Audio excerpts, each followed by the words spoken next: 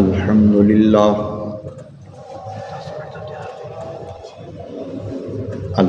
لله نحمده ونستعينه ونستغفره ونؤمن به ونتوكل عليه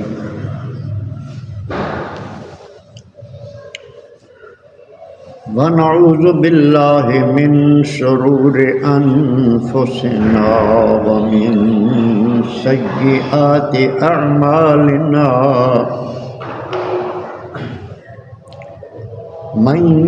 يهده الله فلا مضل له ومن يضلله فلا هادي له ونشهد أن لا إله إلا الله وحده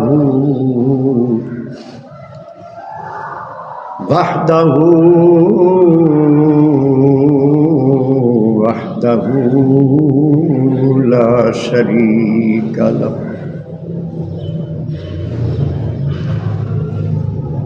ونشهد أن سيدنا ومولانا وملجأنا ومأوانا محمدا عبده ورسوله أما بعد فأعوذ بالله من الشيطان الرجيم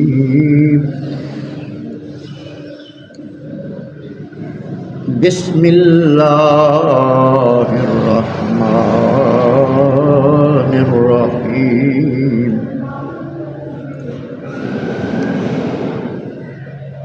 قل إن كنتم تحبون الله فاتبعوني يحببكم الله صدق الله مولانا العظيم وبلغنا رسوله النبي الكريم الأمين الرؤوف الرحيم ونحن على ذلك من الشاهدين والشاكرين والحمد لله رب العالمين رب اشرح لي صدري ويسر لي أمري واحلل عقدة من لساني يفقهوا قولي رب زدني علما رب زدني علما رب زدني علما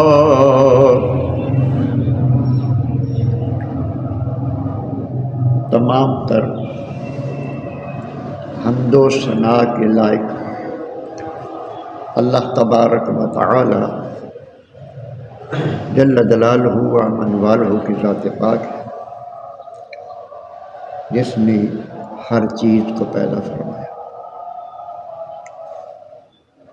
وہی سب کا مالک ہے، وہی سب کو پالنے والا ہے، اس کی ذات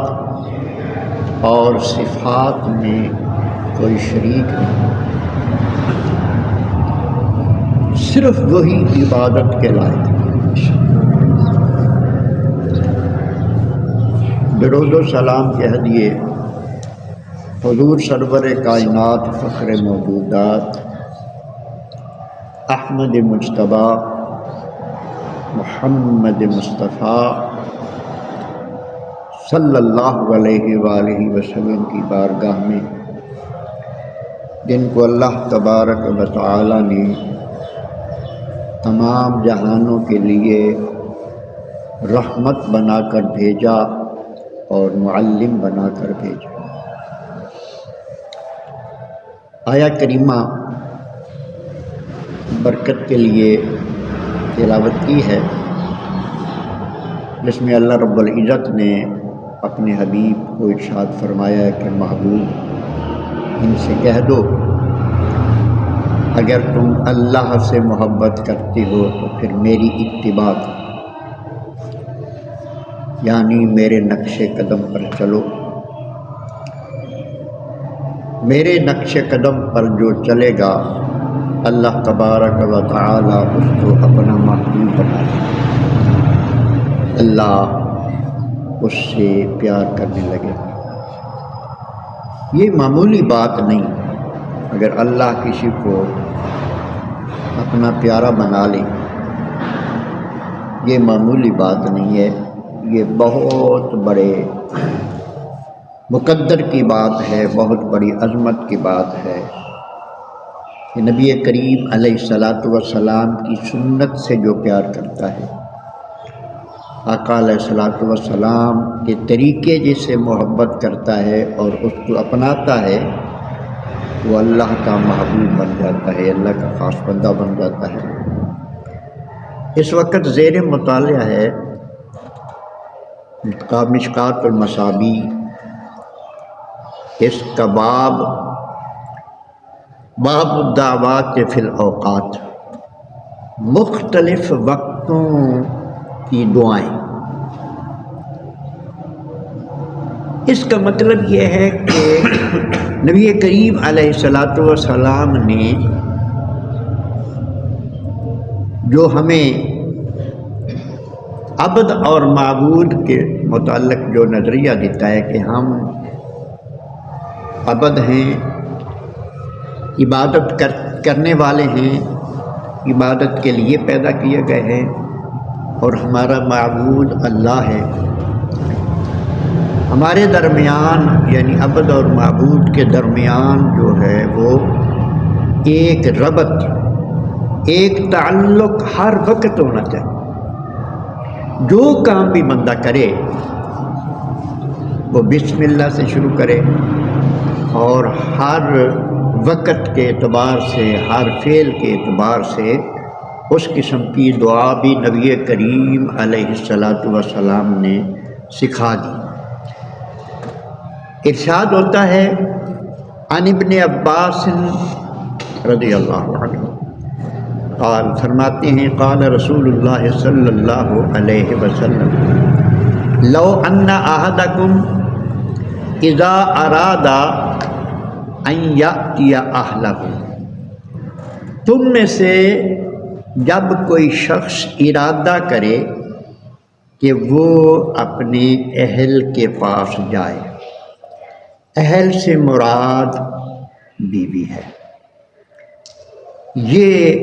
ہر انسان کی ضرورت ہے۔ اللہ تبارک و تعالیٰ نے یہ ایک طبی ضرورت رکھی ہے کہ مرد جو ہے اس کے لیے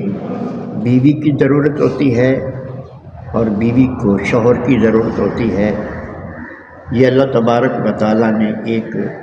رشتہ ایسا رکھا ہے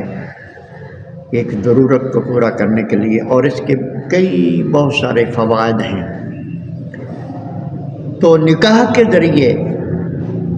یہ رشتہ قائم ہوتا ہے، اس کے بعد حقوق کی ادائیگی کا سلسلہ ہوتا ہے۔ ایک جو حق ہے جو عمل زوجیت ہے، اس کے ذریعے اولاد پیدا حاصل کی جاتی ہے۔ تو یہ جب عمل زوجیت کا ذہن بنتا ہے تو اس وقت اللہ کے پیارے حبیب صلی اللہ علیہ وآلہ وسلم نے ہمیں یہ سکھایا ہے کہ قال بسم اللہ الرحمن الرحیم۔ حدیث میں بسم اللہ کے لفظ لکھے ہوئے ہیں، لیکن اس کا مطلب یہ ہے کہ بے پردہ ہونے سے پہلے بسم اللہ الرحمن الرحیم، اور اس کے بعد ارشاد فرمایا کہ یہ الفاظ کہے کہ اللہم جنبنا الشیطان،